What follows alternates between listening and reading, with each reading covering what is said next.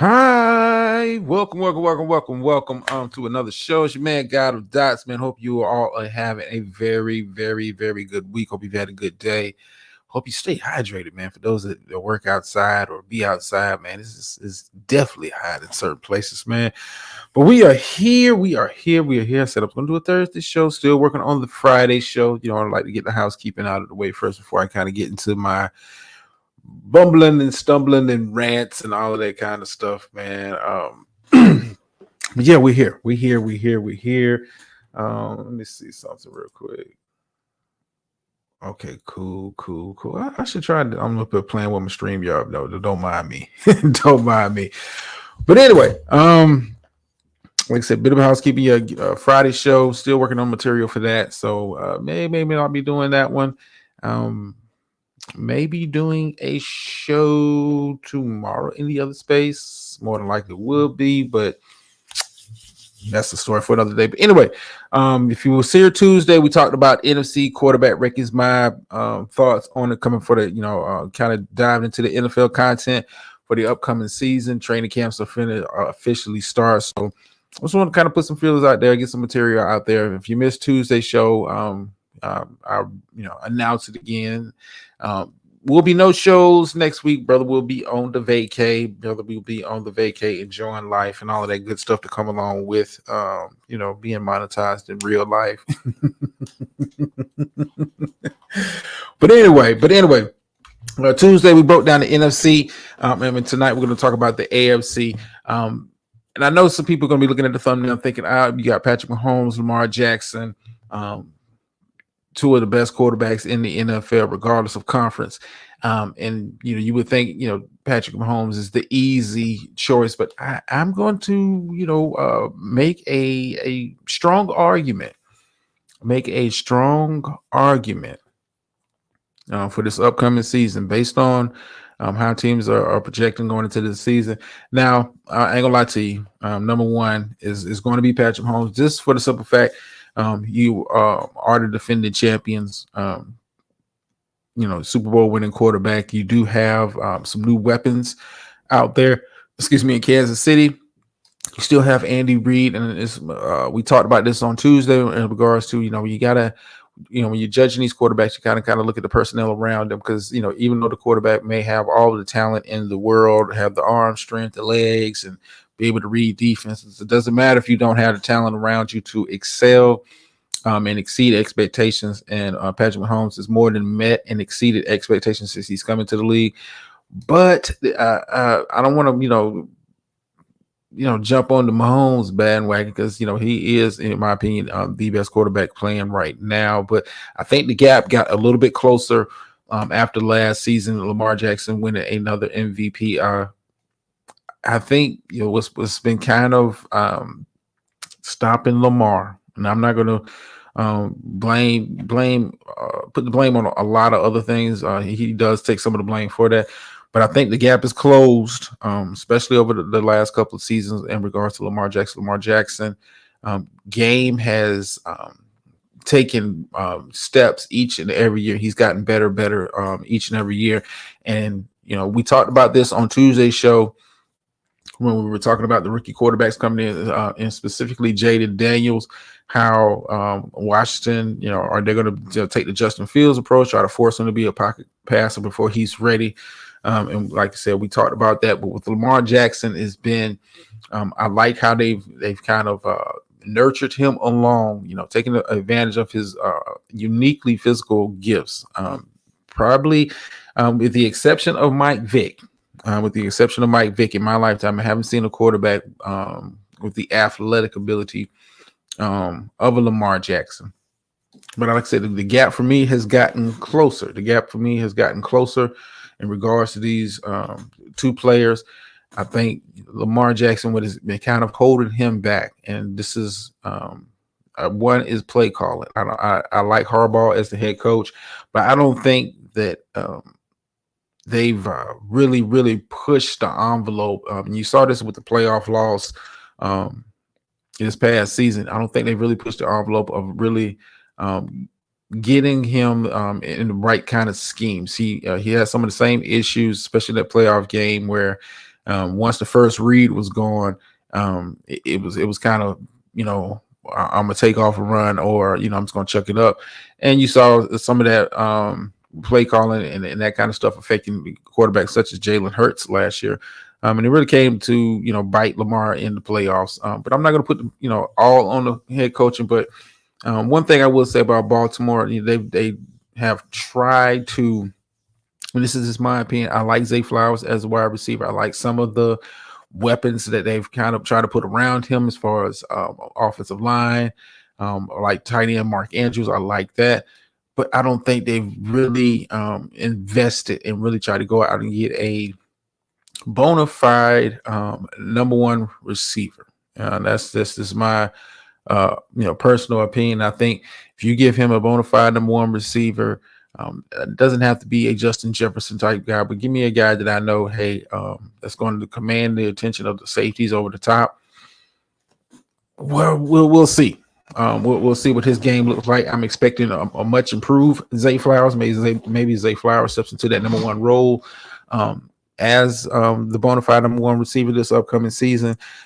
So I will be watching his development closely. But I think, when you talk about Mahomes and you talk about Lamar Jackson, I know people look at Patrick Mahomes, you see, the superstar plays and the Super Bowls that he's won, and, this godly talent that he has. But I think the gap between him and Lamar is slowly closing. Will Lamar ever be the naturally gifted passer the Patrick Mahomes is?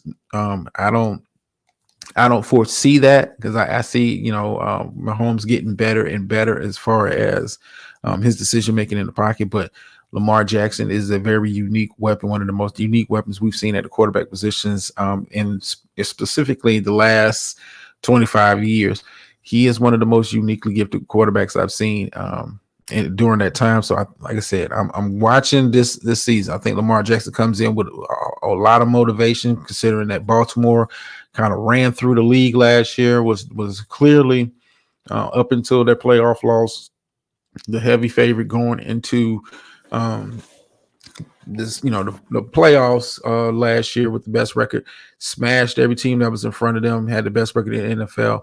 I think Lamar and the Baltimore Ravens come back with that same intensity this upcoming season, and I wouldn't be surprised they end up with the number one seed again. Excuse me for a second. Okay, my bad. I had to give me a sip of water. Who is that? Oh, hey, Dr. Nick. Hey, just for since you asked the other day, I did check in with Miss Murph. She's doing well. She'll be MIA for a minute. Nothing wrong. She's just what we talked about on Tuesday, enjoying life. She'll be back. I think she said sometime next month. And I'm curious to sit down with her and talk about her adventure that she's on. But yeah, she's good. I checked in with her. She's good. Now, clearly, I have Mahomes at number one. I got Lamar Jackson on two, but like I said, Lamar Jackson, I think, is closing the gap. Number 3 and number 4 is where it kind of gets tricky. And it's kind of like a pick 'em at number 3 and number 4.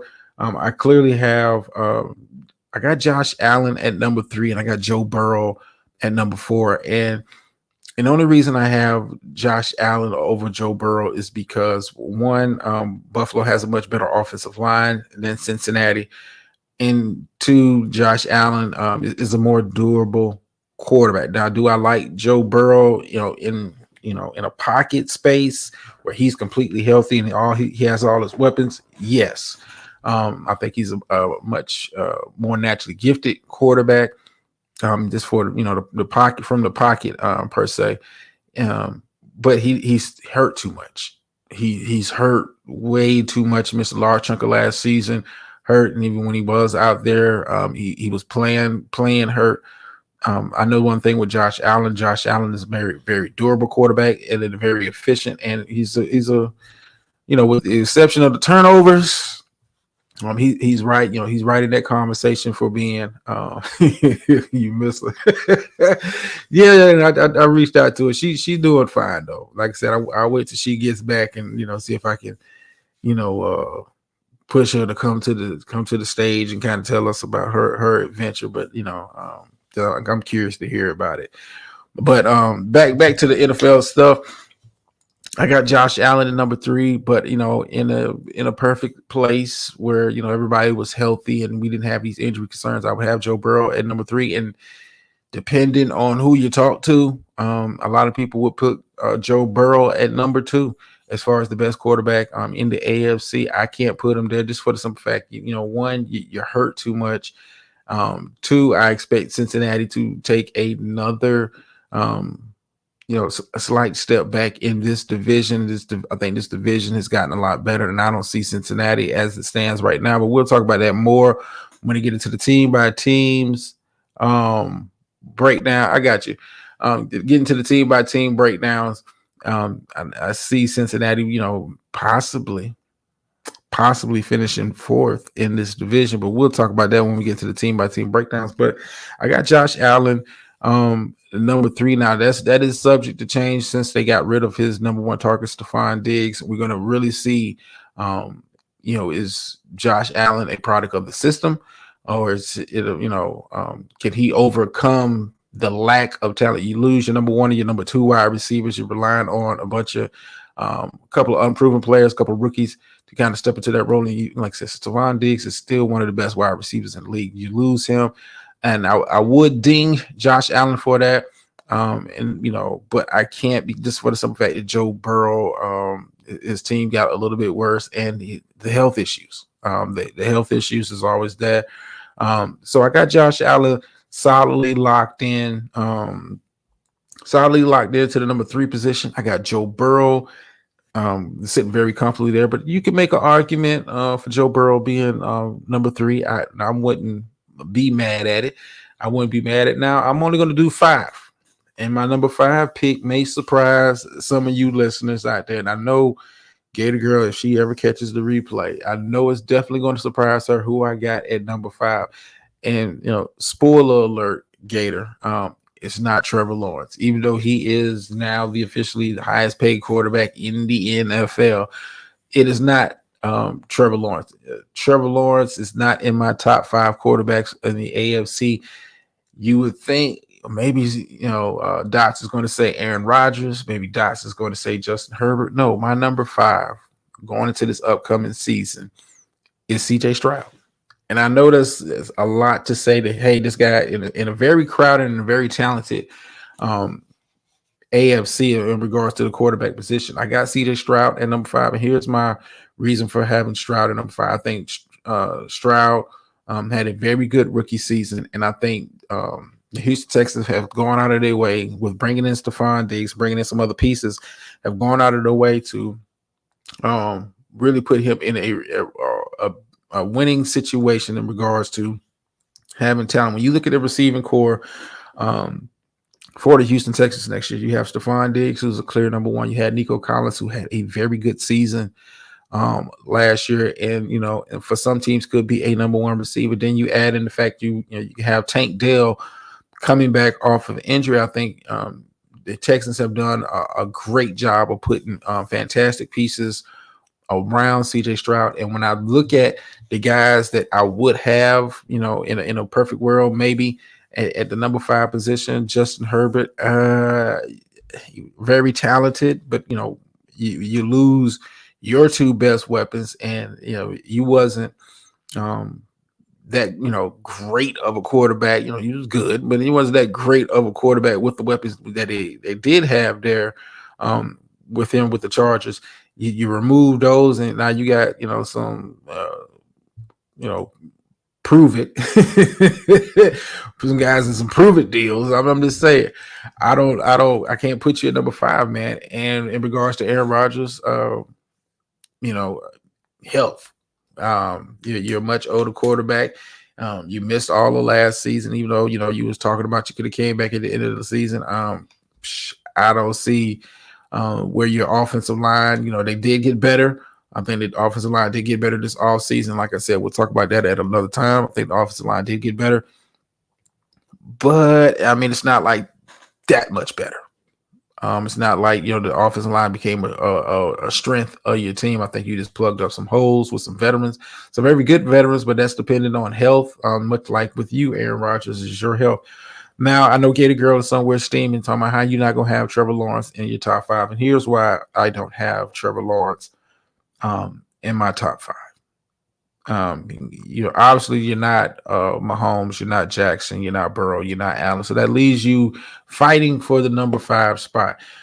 Trevor Lawrence, could you say, if you was going to base it just off of production, I'm just going to base it off of last season, base it off your production last season. You did not have a better season than CJ Stroud. You did not have a better season, in my opinion, than Justin Herbert. Trevor Lawrence, and I know Gator Girl is going to kill me if she hears about this. So y'all keep it on the low. She's been missing in action too.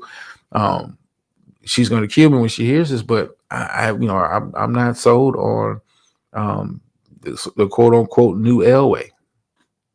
I'm not sold on Sunshine. I think Sunshine got the big deal based on the hype train that came from him in his play in college. It just has not been, when it's time to be a money player. And I know he battled some injuries last year, but he's been as inconsistent at the quarterback position than expected for a guy to be the number 1 pick this far along in his career. I can't put him in my top 5. I can't. Now Trevor Lawrence is clearly in my top 10, and depending on where, if I was going to do a top 10 list, where he would fall, maybe about 7 or 8. But I got CJ Stroud is my number 5. If I had to pick 5 quarterbacks going into the season, I feel most confident having a very good season. I got those 5, and I like I said, CJ Stroud. I think the Texans, with the signing of head coach DeMeco Ryans last year, taking the division from the woeful Jaguars who limped. I'm not even gonna say limped, just stumbled and bumbled and fumbled all the way to the finish line last year, missing the playoffs. I like the pieces. You bring in a Stephon Diggs, still a bona fide number 1 in this league. I know he's a little bit old, but still a bona fide number 1. Then you add him in that room with the Nico Collins. Like I said, Nico Collins had a very, very, very good year last year. I want to say about well over 1,000 yards receiving. Then you add into the fact Tank Dell coming back from injury, who fits perfectly as a deep threat, but works well in the slot. I like the pieces that they got around. Offensive line is still strong. Running game is sufficient enough to kind of get the job done. And like I said, CJ Stroud had a hell of a year. Not even just for a rookie, had a hell of a year for any starting quarterback in the league. Had a hell of a year. Before we get up out of here, because it's not going to be a long show. I keep forgetting to do this at the beginning of all the shows, man. I got to start making this a habit over here more than anything. I'm so used to, I am operating in another space. I like to get my material out, then drop the link.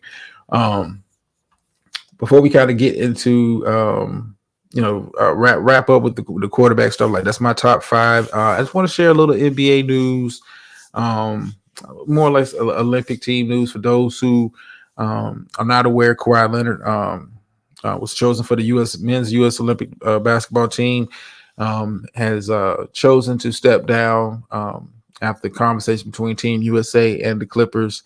Chosen to step down, focus on his recovery for this off season, and wants to be ready for the upcoming NBA season.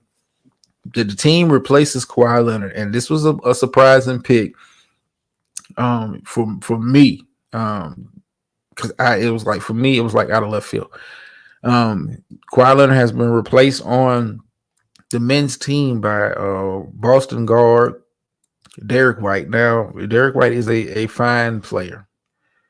Derek White is a fine player. There's a lot of fine players in the league that I could have picked to fill in for that spot in regards to the men's. Why Derek White? And this caused some friction. It's a lot of stuff brewing up in regards to why the men's team didn't go with Jaylen Brown. It's talks of the shoe company. It's talks of that kind of stuff going on. I'm curious to know, and like I said, I like Derek White. He's a nice piece.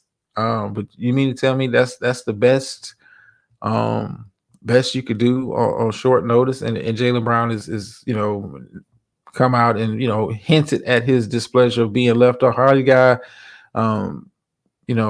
all-star player or all NBA player, just came off a finals MVP performance. And for me, I watched the entire playoff.